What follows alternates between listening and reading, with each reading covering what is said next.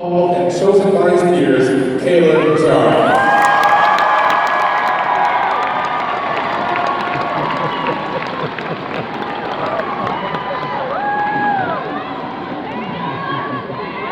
He's a popular guy.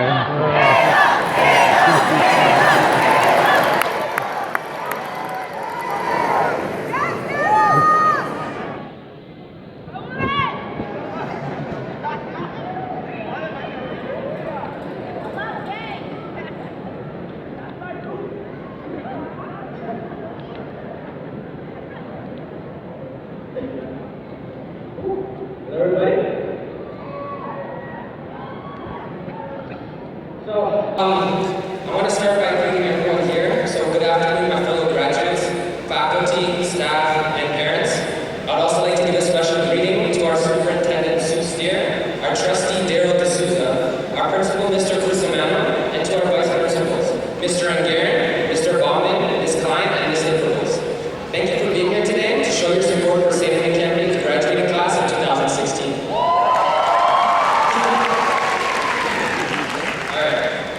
Imagine that someone told you to picture your life 4 years from now. While most of you have a good idea of what your post-secondary plans and what your career path is going to be, nobody's future is definite. We grow and develop so much as people, to the point where your perspectives can change within a single month, let alone within 4 years. With this in mind, you need to look back as to how much we have all changed since grade 9. We entered St. Campion as grade 9 students in the fall of 2012. We had no clue as to what we wanted to pursue in our lives. The dream career path that we all started with probably changed several times. As a graduating class, we've all learned that sometimes you have to just go on a limb and take a completely different course to learn what you do not want to spend the rest of your life doing. Even the friends we surround ourselves with now are likely to be completely different. The ones we originally started with were the ones from our respective elementary schools. These were the kids we had recess with, the kids we grew up with, because we were most comfortable with familiar faces. If you look around you now, you can see how much has changed. While some of your friends may be the same, these 4 years have given you new opportunities and new experiences that led you to meet and interact with such a different group of people. Our graduating class consists of students with different ethnicities, religions, personalities, and different perspectives on life. One thing, however, that all of us hold in common is a specific question that at one point or another we have all been asked. What are you doing next year? I myself have also asked this question to many people, in addition to having to come up with my own response. Answering this question is always stressful, it's never easy. Imagining leaving high school is one thing. Another person talking about it to you is what makes it real.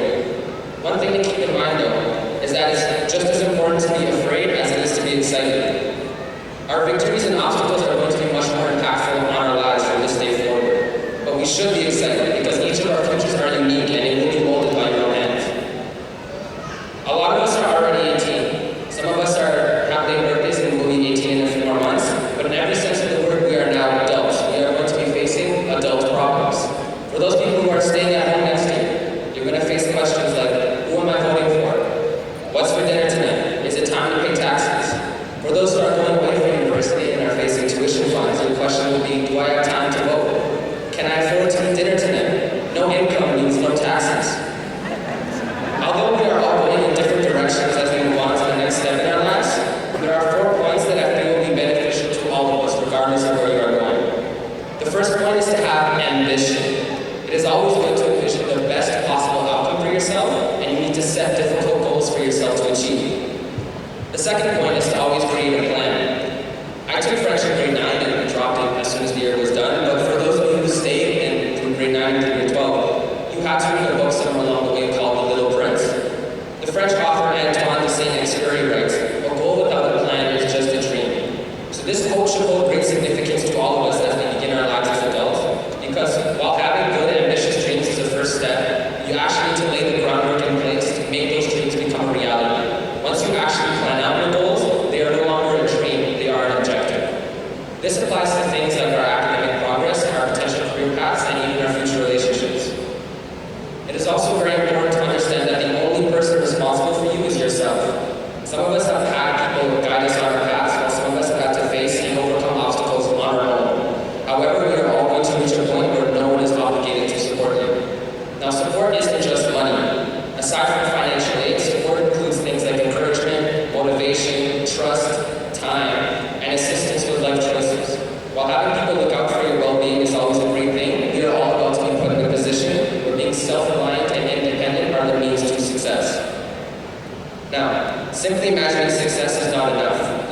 willing to do more than anyone around you.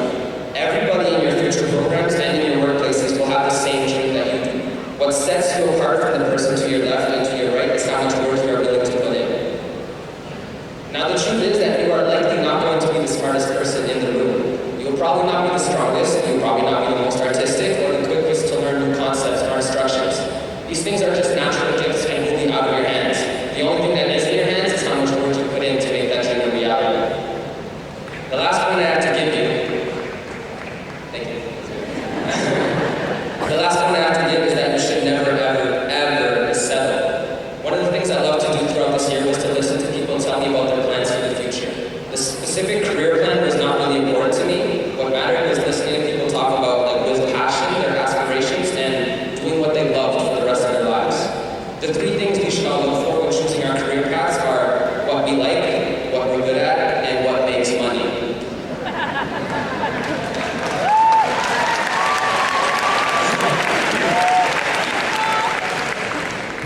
So Bruce Lee once said, if you always put limits on everything you do, physical or anything else, it will spread into your work and into your life. There are no limits. There are only plateaus, and you must not stay there, you must go beyond them. See, I like this quote because it states that people can only reach their full potential when they decide not to settle for an alternative simply out of fear. This is what makes this fourth point the most important. As we enter our lives as adults, we should not begin anything with the mindset that we can only achieve so much. By doing this, all you're doing is creating a ceiling for yourself. You're the only one who can surpass this barrier that you put in place for yourself. Now, there's an additional final point I want to make. While we are all going to face obstacles as we embark on this journey, those of us who are visible minorities or have different abilities will find this road much more challenging. Equity within our schools or within our workplaces is not and cannot be guaranteed. Now, we all have two options in which to combat this adversity. You can sit by and hope that success will fall into your lap, or you can stand up and work twice as hard. You need to let your determination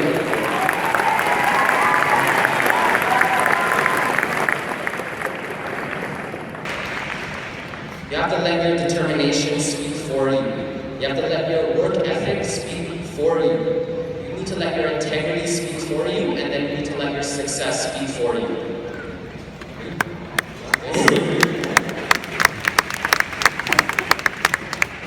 The point of this is that you do not wait for opportunity, you look for it. You are not given opportunity, you fight for it.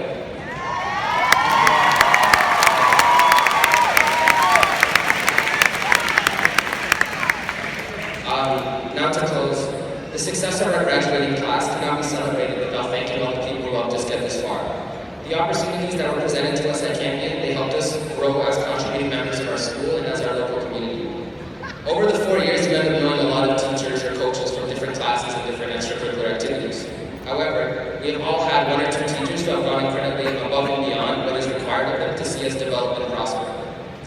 Now, these teachers may not even know how much their compassion meant to us in the moment, but it is something that we as students will never forget and will always be grateful for. In some cases, there was that teacher who gave you that extra 1% bump up that you needed. With the pat. You know who you are. You know who you are. You bless them. Lastly, the final thanks has to be given towards our parents. Words cannot even express how much we as graduates are indebted to you for all the sacrifices you made to get us here. To see us in these gowns and hats, to watch us cross the stage and get our diplomas, and to know that this is only just the beginning. Today is not the peak of our accomplishments as a graduating class. It is the first step into the rest of our lives. We will all live different stories and have different endings, but we all share the same beginning. We will all take with us the lessons we have learned in these past 4 years as graduates of St. Edmund Campion.